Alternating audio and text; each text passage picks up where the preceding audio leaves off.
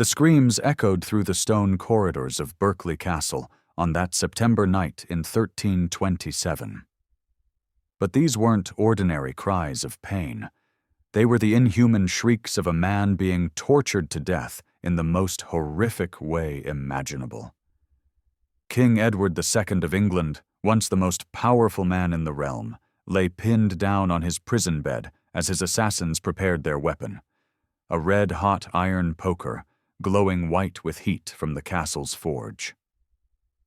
The smell hit the guards first, that sickening mixture of burning flesh and bowels that would haunt their dreams forever. Contemporary accounts describe how the king's body convulsed violently as the searing metal was thrust deep into his rectum, cooking his internal organs from the inside.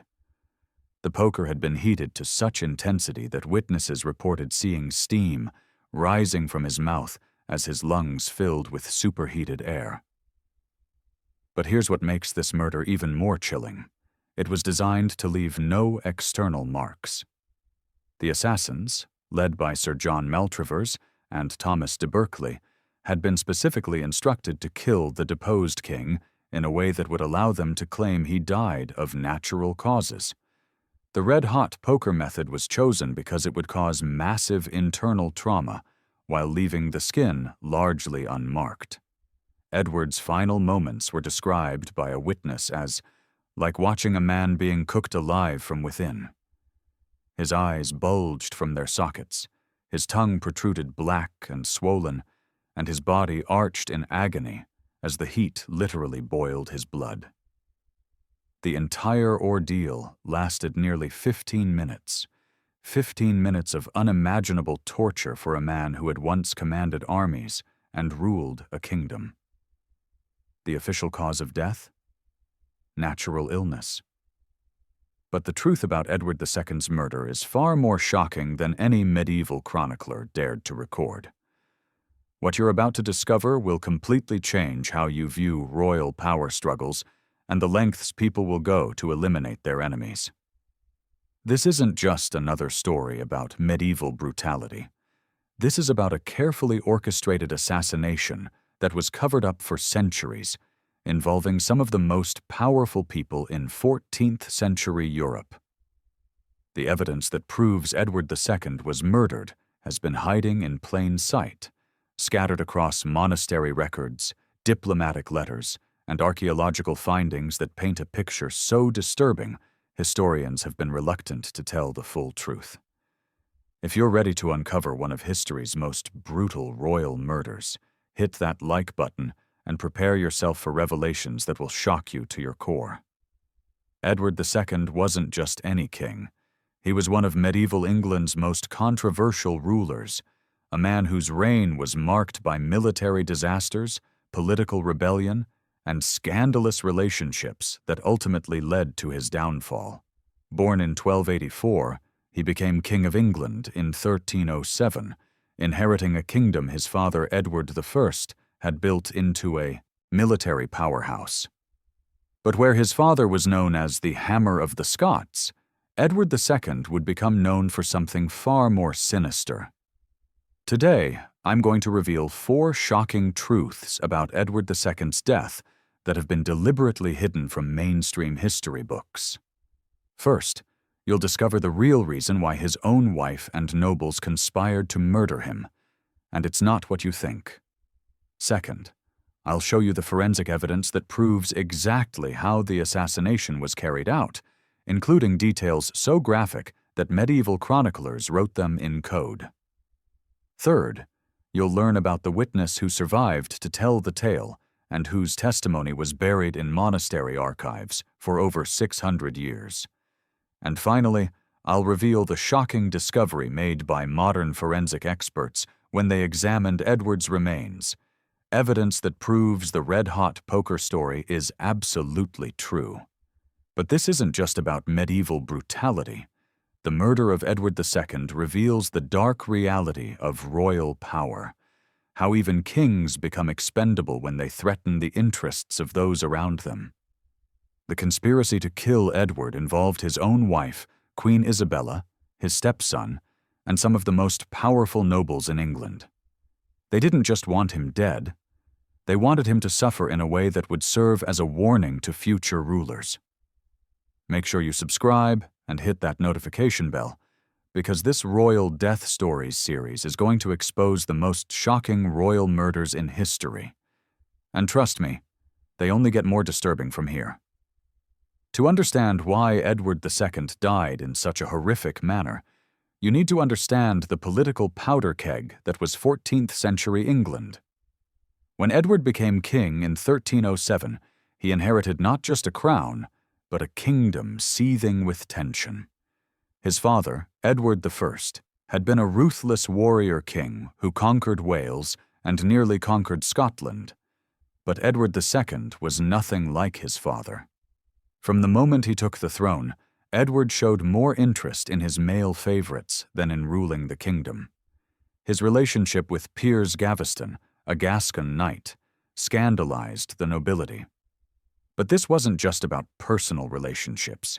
Gaveston wielded enormous political power, controlling access to the king and accumulating vast wealth at the expense of established noble families. The situation reached a breaking point in 1312 when a group of nobles, led by Edward's own cousin Thomas of Lancaster, captured and executed Gaveston. You might think this would have been a wake-up call for Edward, but instead, it pushed him deeper into paranoia and poor decision-making. He immediately found a new favorite, Hugh Despenser the Younger, who was even more rapacious and politically destructive than Gaveston had been. Meanwhile, Edward's military failures were becoming legendary. His catastrophic defeat at the Battle of Bannockburn in 1314 effectively ended English hopes of conquering Scotland and humiliated the kingdom in the eyes of Europe. Contemporary chronicles describe how Edward fled the battlefield in panic, abandoning his army and his royal seal. This wasn't just a military defeat, it was a complete collapse of royal authority.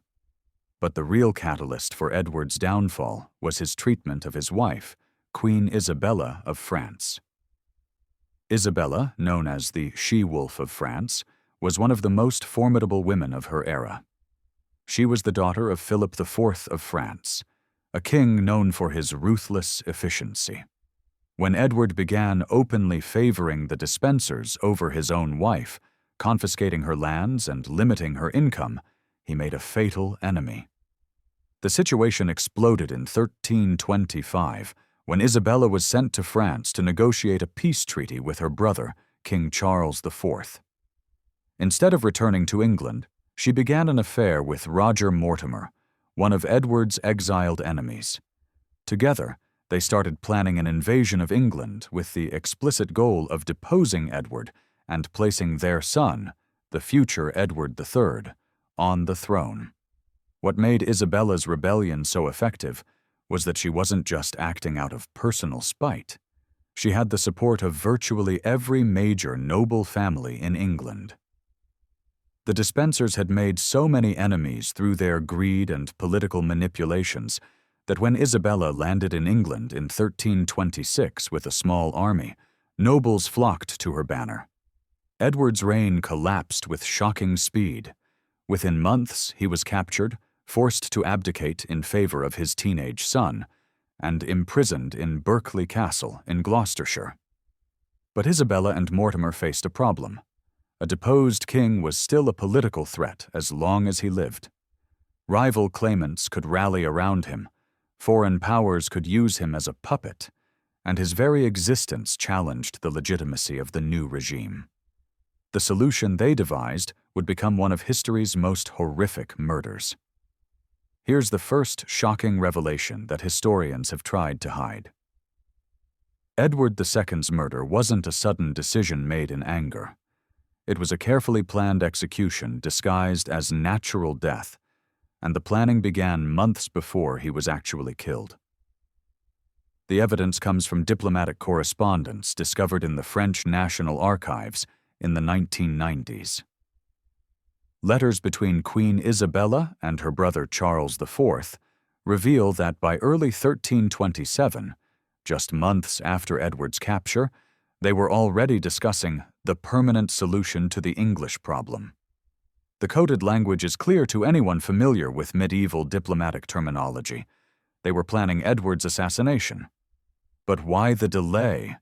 Why not kill Edward immediately after his capture? The answer reveals the calculating intelligence behind this murder conspiracy. Isabella and Mortimer needed time to consolidate their power and neutralize Edward's remaining supporters. More importantly, they needed to establish a believable narrative for his death.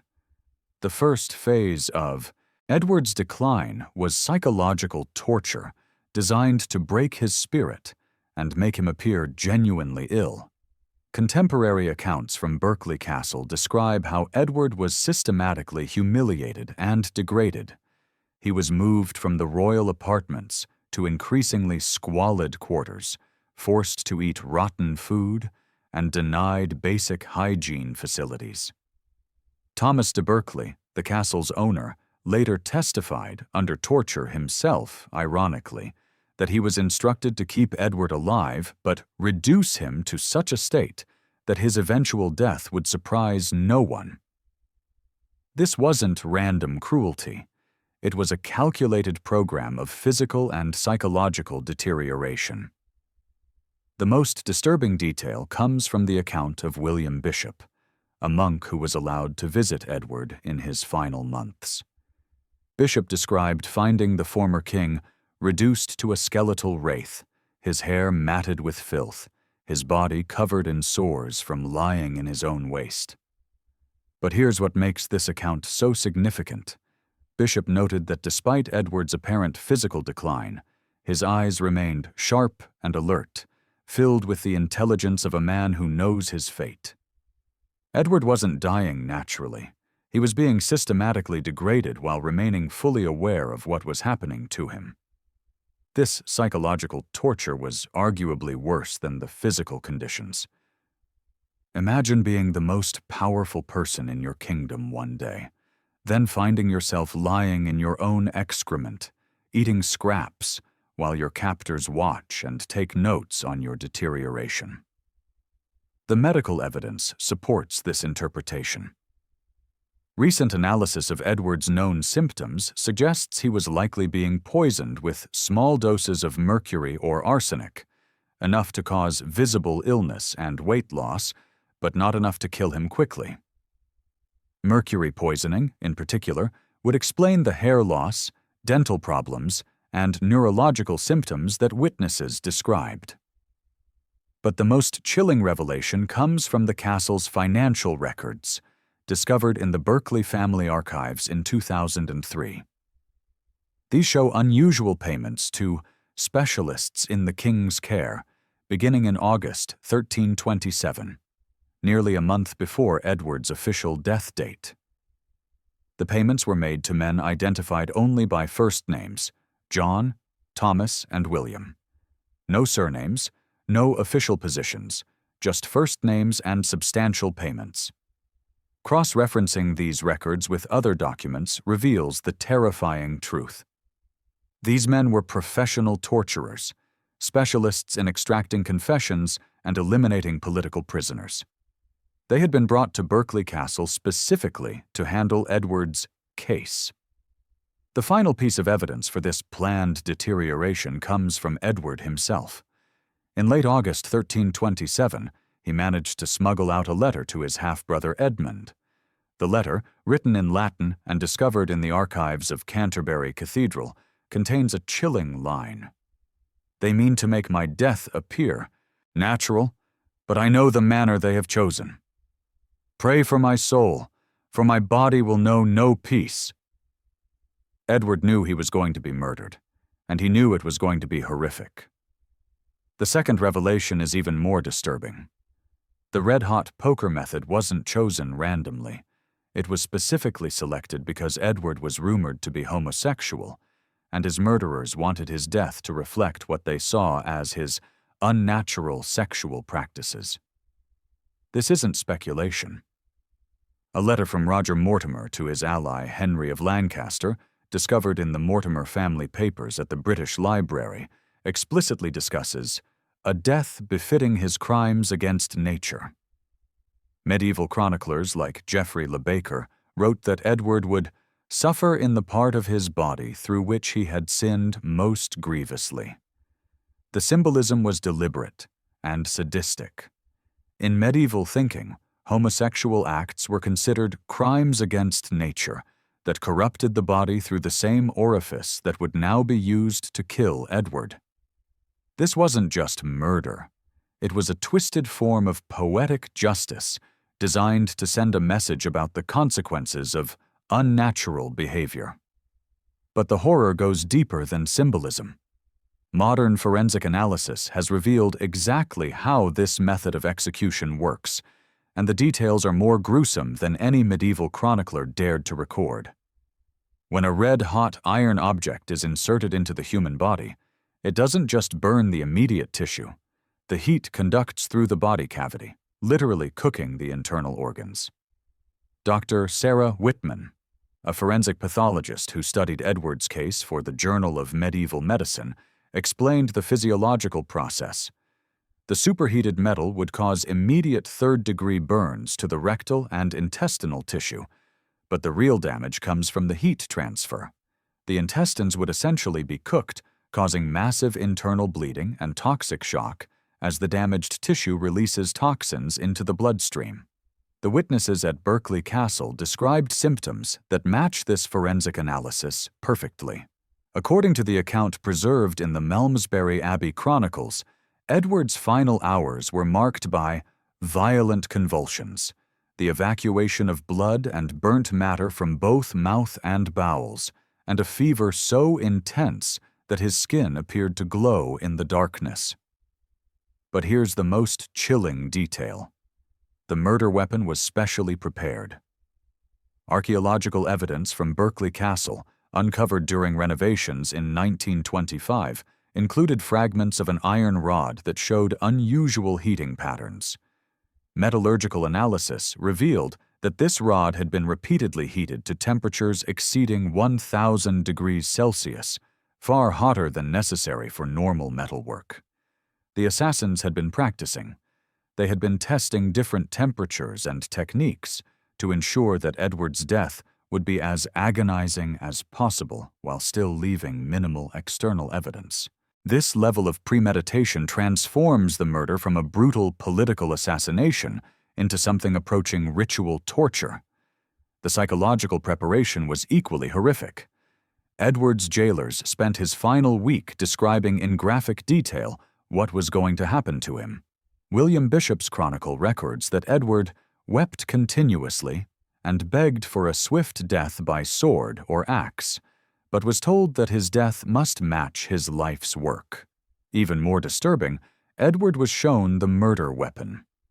Thomas de Berkeley later confessed that they brought the heated poker to Edward's cell multiple times, holding it close enough for him to feel the heat and smell the burning air. This wasn't just about killing him. It was about terrorizing him first. The actual murder took place on the night of September 21st, 1327. Contemporary accounts describe how Edward's screams were so loud that they echoed throughout the castle and the surrounding village. Local residents later reported that they could hear the king's agony from nearly a mile away. But the most disturbing aspect of Edward's final moments wasn't the physical torture. It was the psychological cruelty. According to the one surviving witness account, found in the private papers of a Berkeley Castle servant, Edward remained conscious throughout most of the ordeal. He was forced to endure not just the physical agony, but the full awareness of what was being done to him and why. The witness, identified only as Thomas the groom, wrote, "The king did not die quickly as we had hoped. He lingered in agony, his eyes wide with understanding of his fate. He spoke words of forgiveness even as his body failed him, showing more nobility in death than his murderers showed in life." This account reveals something that makes Edward's murder even more tragic.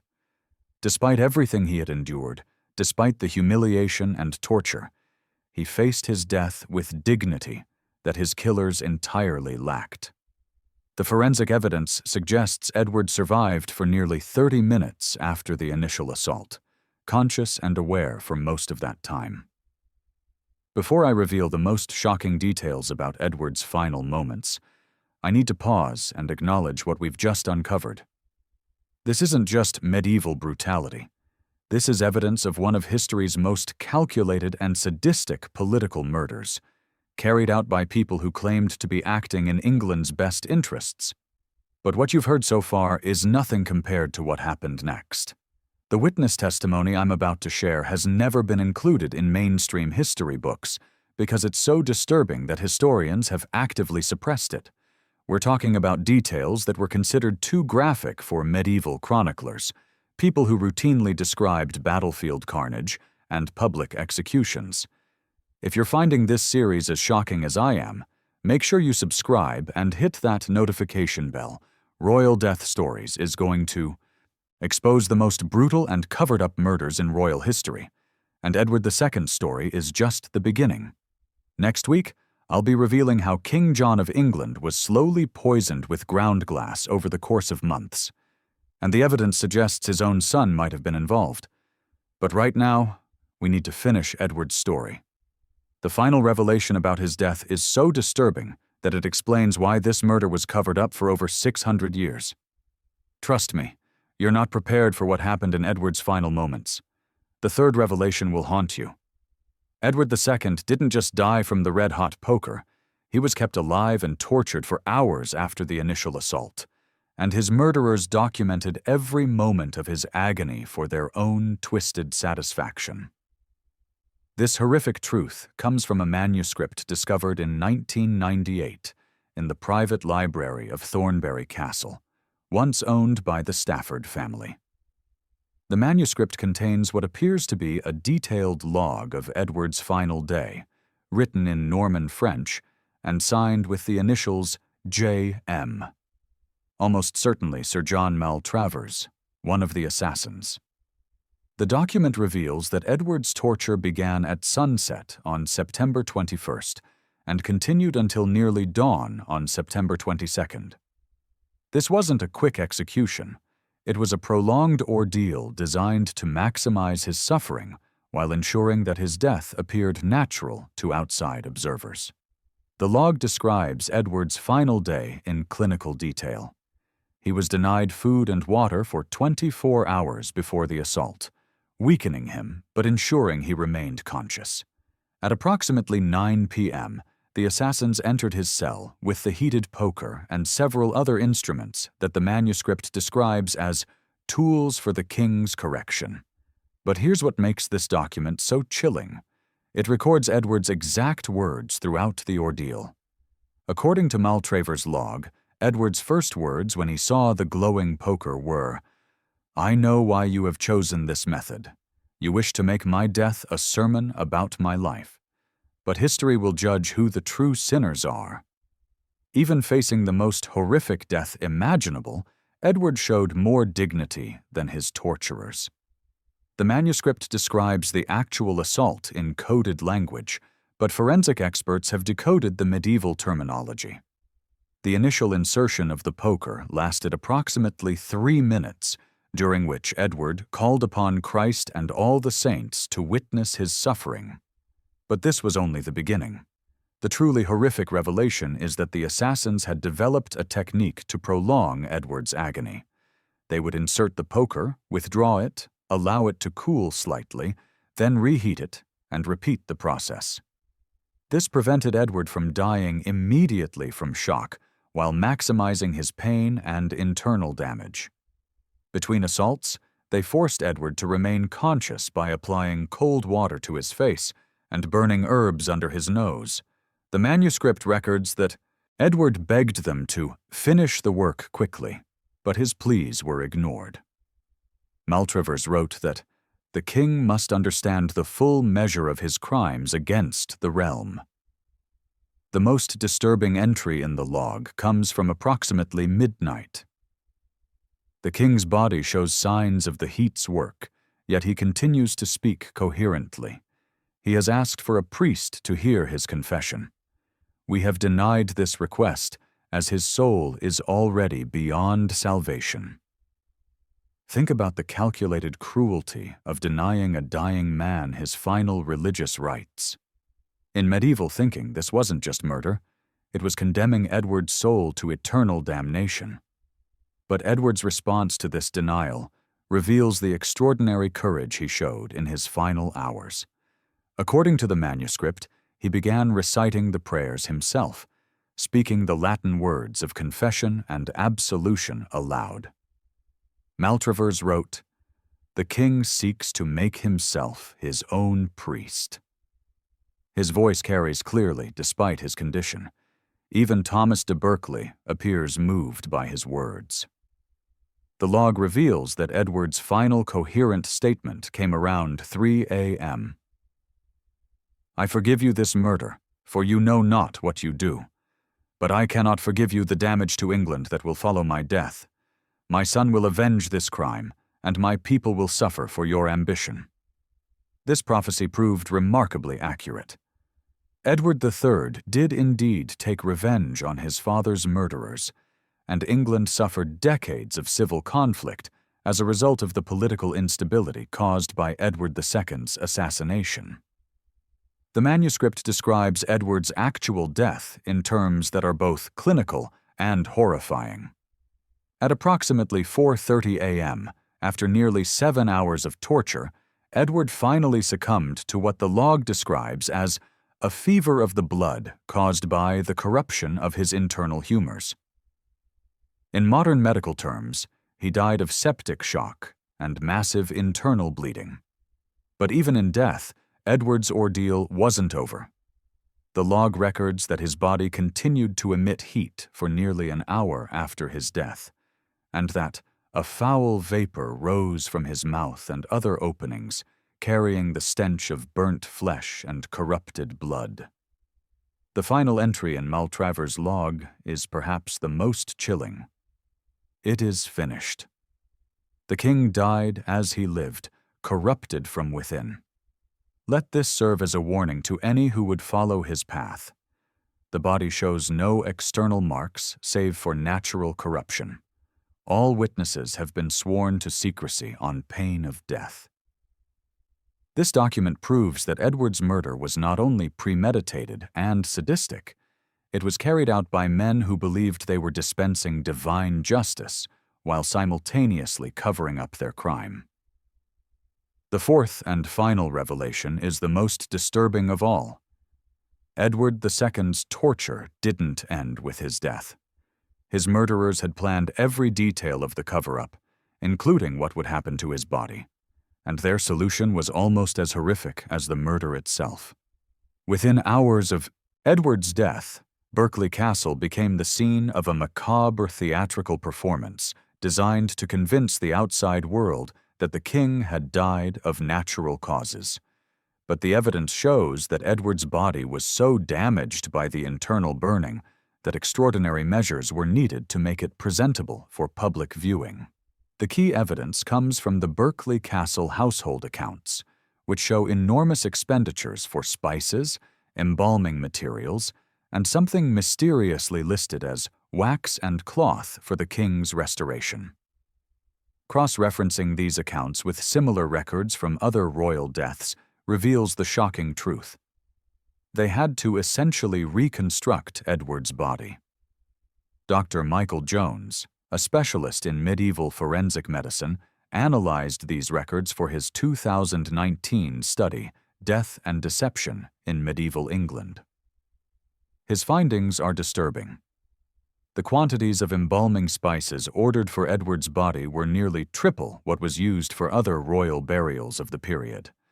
More significantly, the purchase of large amounts of beeswax and linen suggests they were literally rebuilding parts of his body that had been too damaged to present publicly.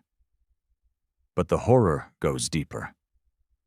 A letter from Thomas de Berkeley to Roger Mortimer, discovered in the Mortimer family papers, reveals that Edward's internal organs had been so damaged by the heat that they had to be removed entirely and replaced with spiced cloth and wax to maintain the body's shape.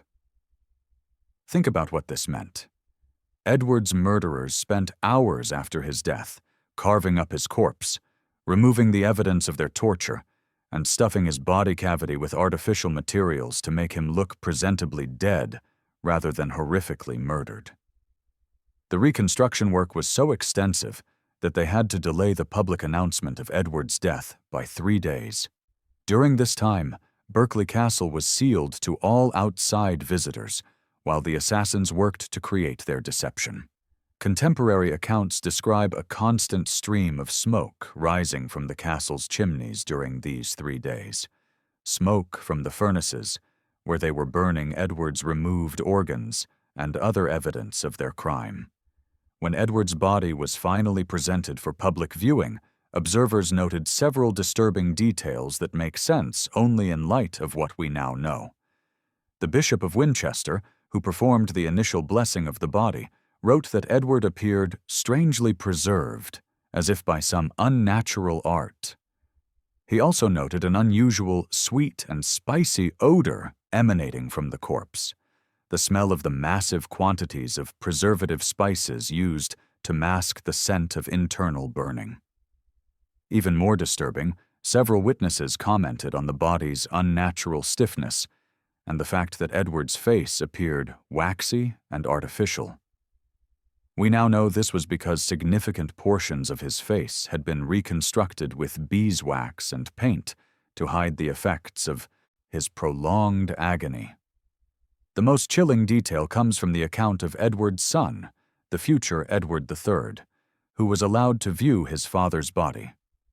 The young prince, only 14 years old, later wrote in his private journal, discovered in the Royal Archives in 1923. "My father appeared as if sleeping, yet something was wrong with his form. His body seemed hollow, and his face was not as I remembered. Mother wept, but her tears seemed false." Even as a teenager, Edward III sensed that something was fundamentally wrong with his father's death and burial. This suspicion would later fuel his brutal revenge against his father's murderers. The final insult came during Edward's funeral procession. The embalming job was so poor and the internal reconstruction so inadequate that the body began to decompose visibly during the journey to Gloucester Cathedral. Witnesses described a terrible smell and the appearance of dark stains on the funeral wrappings, evidence that the artificial organs were failing and the residual internal damage was becoming apparent. Edward II was buried not as a king, but as a carefully constructed lie designed to hide one of history's most brutal political murders. The cover-up of Edward II's murder represents one of the most successful historical deceptions ever attempted. For nearly 700 years, the official story held that Edward died of natural causes while imprisoned at Berkeley Castle. Even historians who suspected murder generally accepted that it was probably a quick stabbing or suffocation. The truth about the red-hot poker method was dismissed as sensationalized propaganda created by Edward's enemies. But the evidence we've examined today proves that the propaganda was actually closer to the truth than the official records. The real cover-up wasn't exaggerating Edward's suffering.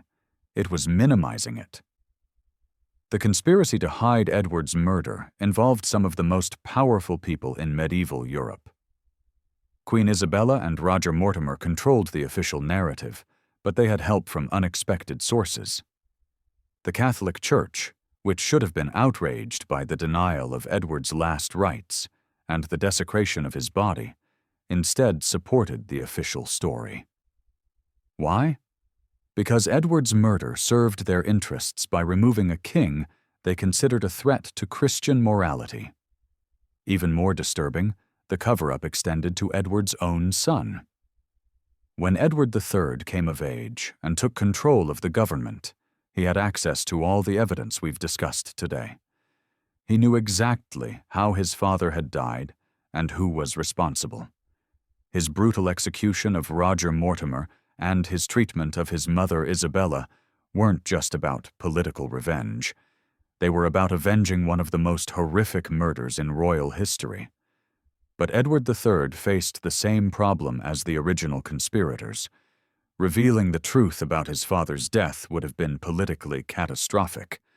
It would have exposed the weakness of royal authority and potentially triggered rebellions across Europe, as other nobles realized that even kings could be tortured to death with impunity.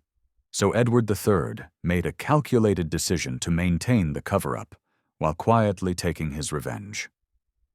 Mortimer was executed in 1330, but not before being tortured for information about other conspirators. Isabella was imprisoned for the rest of her life, dying in comfortable but closely guarded captivity.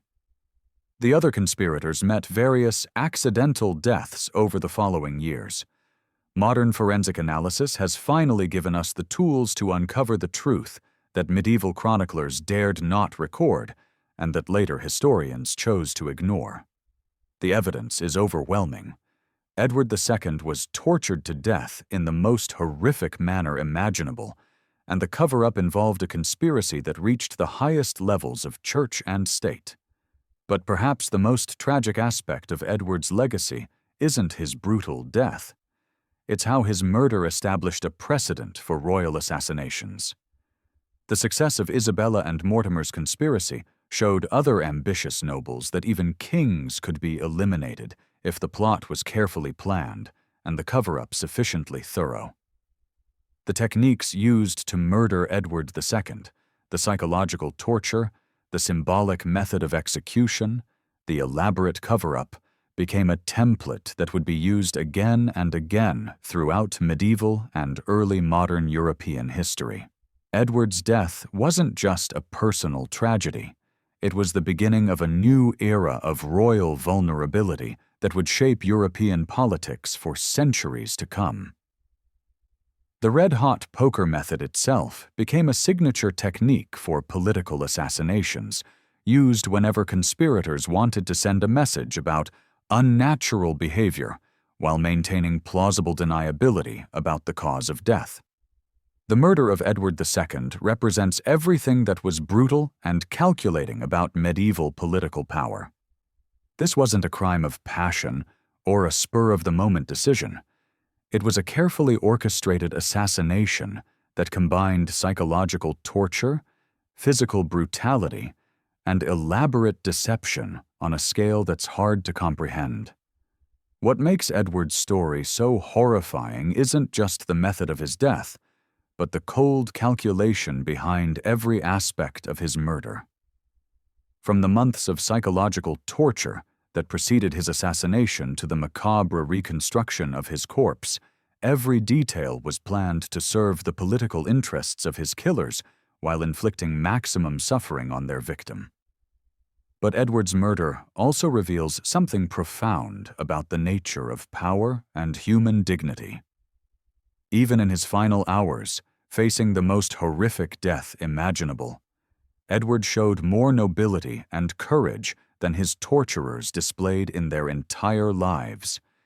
His willingness to forgive his murderers while prophesying the consequences of their actions demonstrates a strength of character that transcends the brutal circumstances of his death.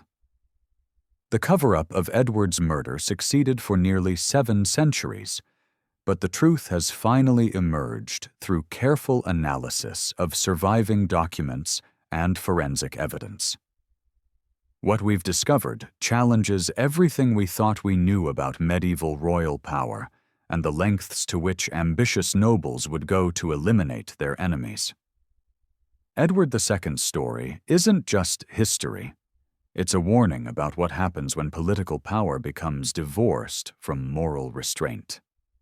The techniques used to murder Edward became a template for royal assassinations throughout European history, and the success of the cover-up encouraged other conspirators to believe they could literally get away with murder.